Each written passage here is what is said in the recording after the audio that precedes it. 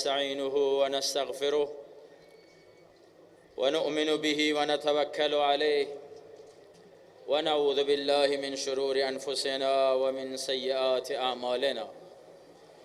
من يهده الله فلا مضل له ومن يضلله فلا هادي له، ونشهد أن لا إله إلا الله وحده لا شريك له، ونشهد أن سيدنا ومولانا محمدا عبده ورسوله صلى الله تعالى عليه وعلى آله وأصحابه أجمعين. أما بعد، فأعوذ بالله من الشيطان الرجيم. بسم الله الرحمن الرحيم. وإنك لعلى خلق عظيم. إن الله وملائكته يصلون على النبي يا أيها الذين آمنوا صلوا عليه وسلموا تسليما. اللهم صل على سيدنا ومولانا محمد وعلى آله وأصحابه أجمعين. صدق الله العظیم. با کسب اجازه از محضر اساتید معزز، علما و اندیشمندان حاضر در این جلسه نورانی که بنده سمت شاگردی و فرزندی این عزیزان را دارم و جا این بود که از صحبت‌ها و نصایح این بزرگواران استفاده می کردیم، اما دستور رسید، بنابر دستور اطاعت امر شد. دقایقی چند که وقت نماز هم فرا رسیده است در محضر شما باشیم.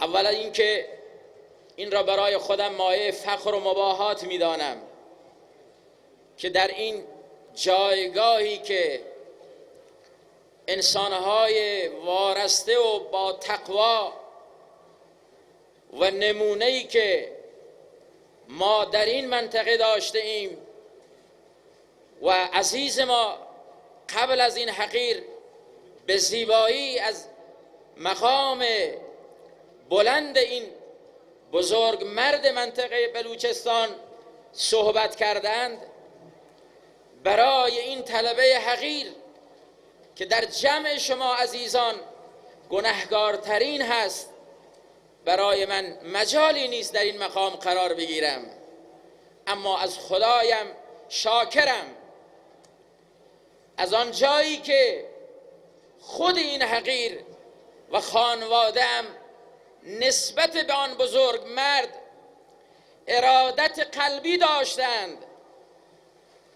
یادم نمی رود یک خاطره که زمانی که ایشان وفات کردن، حضرت مولانا عبدالعزیز، همه بگید رحمهم الله، پدرم در یکی از صحبتها جمله ای را گفت که هر وقت یادم می آید گریه‌ام می گیرد. می گفت حضرت مولانا عبدالعزیز اگر چنانچه روی ویلچر هم باقی می ماند، اما نفس در وجودش بود، در میان ما می بود، قوت قلبی برای ما بود.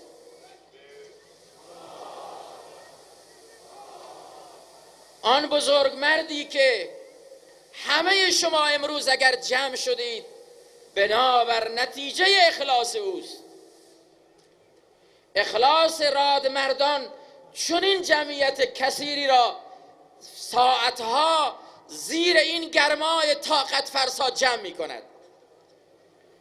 به خود می بالم که امروز در جمع شما حاضر شدم و از صبح که تمام عزیزان صحبت و سخنرانی می کردن از شأن و منزلت پیامبر رحمت صحبت می کردن، ولی مسلمان عزیز، آیا به صرف صحبت و بیان ما محب و دوستدار این پیامبر هستیم؟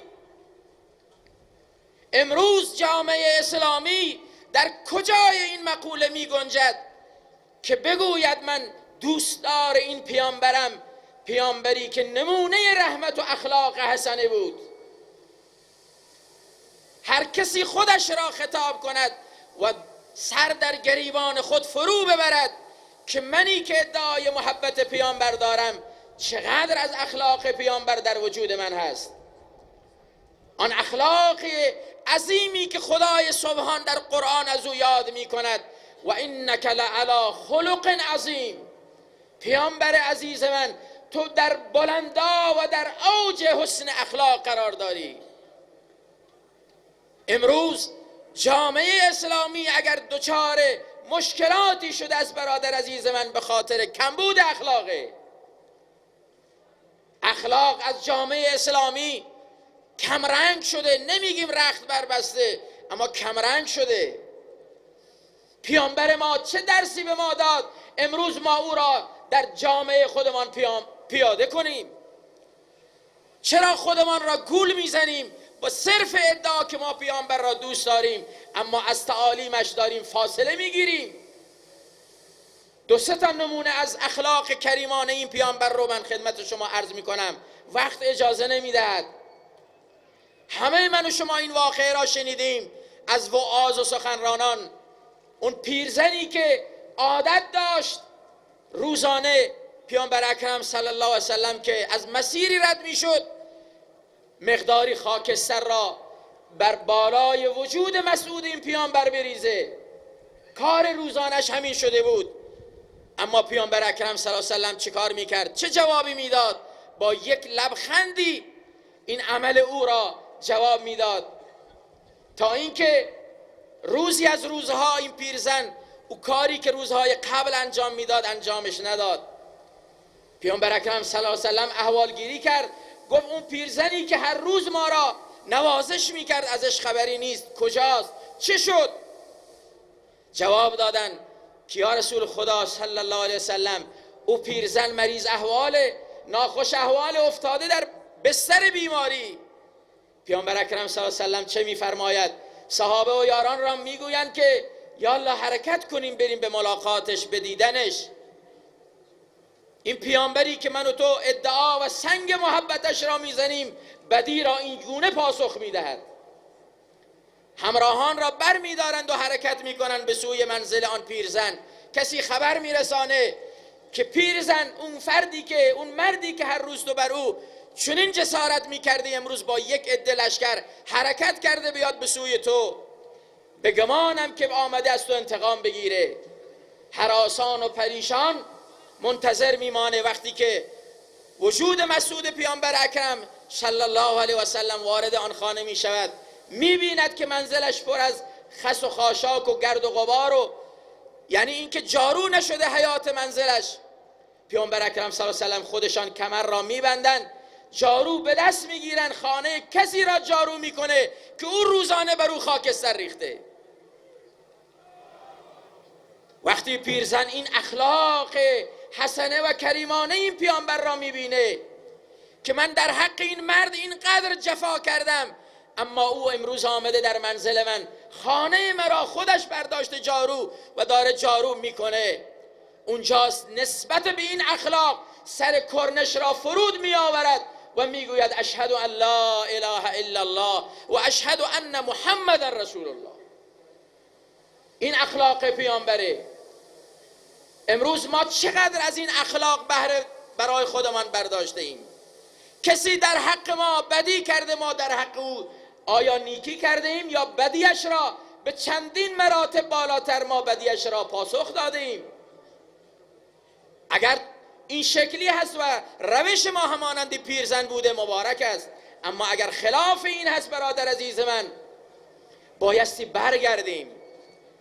نمونه دیگر را گوش بده. روزی از روزها ابتدای بعثت و ابتدای اعلان رسالت پیامبر اکرم صلی الله علیه وسلم بود.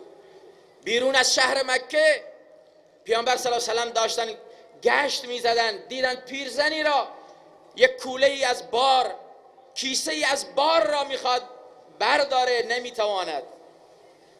افراد دیگه هم حاضر بودن که به او کمک برسانن، اما ابا کردن.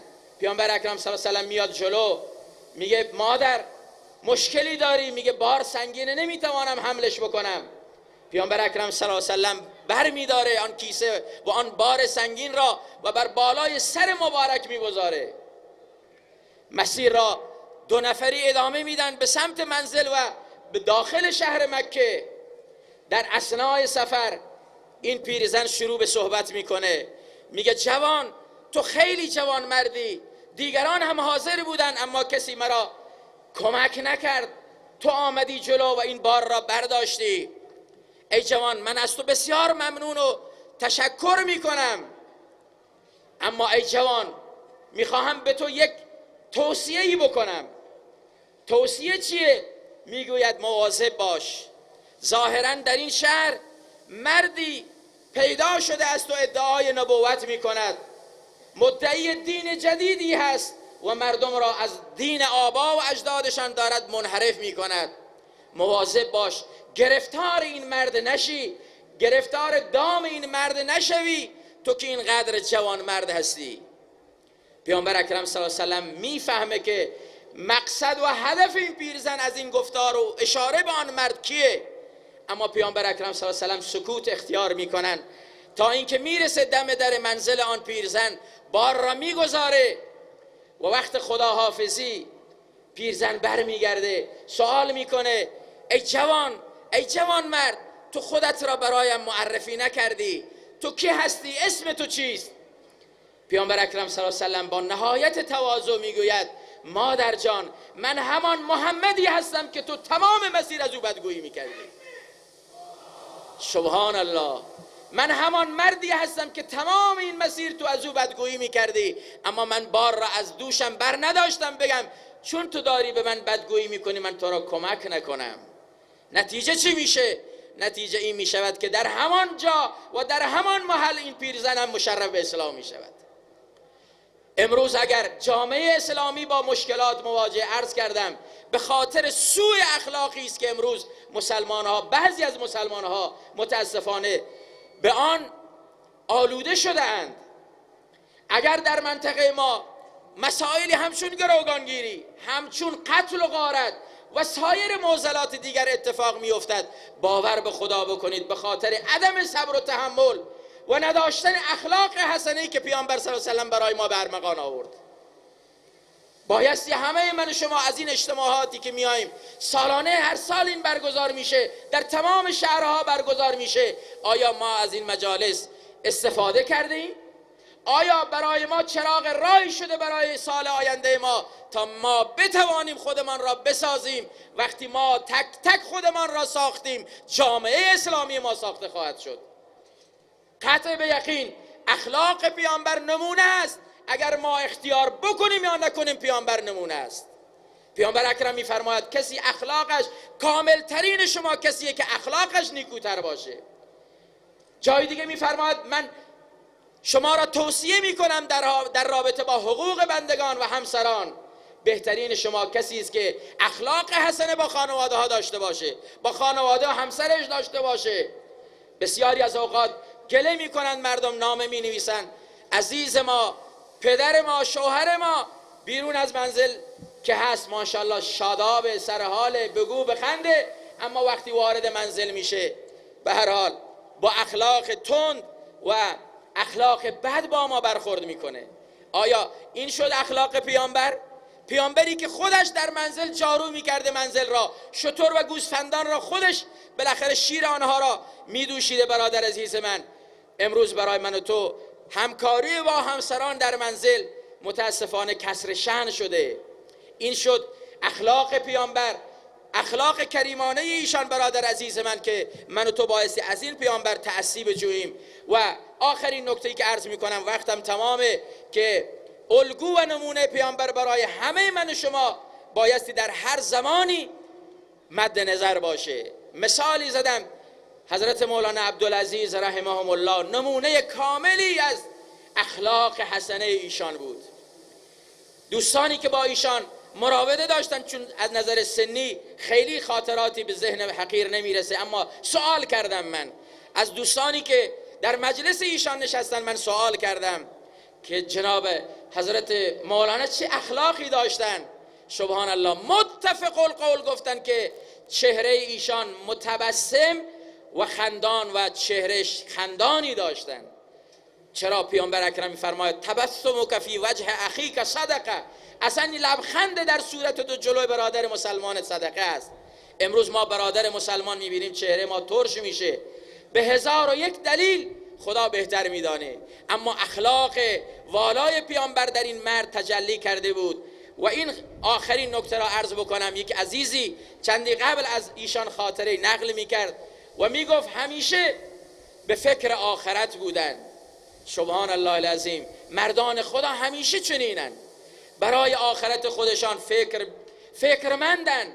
و میگفت یک قطع شعری که از حضرت حافظ ایشان ورد زبانشان بود و من این را پیدا کردم نوشتم، گفتم در محضر شما به عنوان تحفه بخوانم. میفرمودند که ورد زبان ایشان برای فکرمندی آخرت چنین بود: خرمان روز که از این منزل ویران بروم، خرمان روز که از این منزل ویران بروم، راحت جان طلبم و از پی جانان بروم. نذر کردم گر از این غم بدر آیم روزی، تا در میکده شادان و غزلخوان بروم. این عزیز وقتی این شعر را برای من گفت من مصداق این شعر را در تشییع جنازه مولانا گفت از مسیر زاهدان تا سرباز. میگفت من مشاهده کردم، من یاد این قطع شعر مولانا افتادم، الحق و الانصاف، که درست گفت شادان و غزلخوان تا در میکده بروم. بیایم برادر مسلمان از این مجالس برای خودمان بهره برداریم و از این صحبت هایی که می شود، از این نصایح ارزشمندی که از علما و فضلا عزیز من به گوش من و شما و استماع من و شما می رسد استفاده ببریم. و آخر دعوانا ان الحمد لله رب العالمین و صلی الله تعالی علی خیر خلقه محمد و علی آله و صحبه اجمعین. درود خود بفرمایید.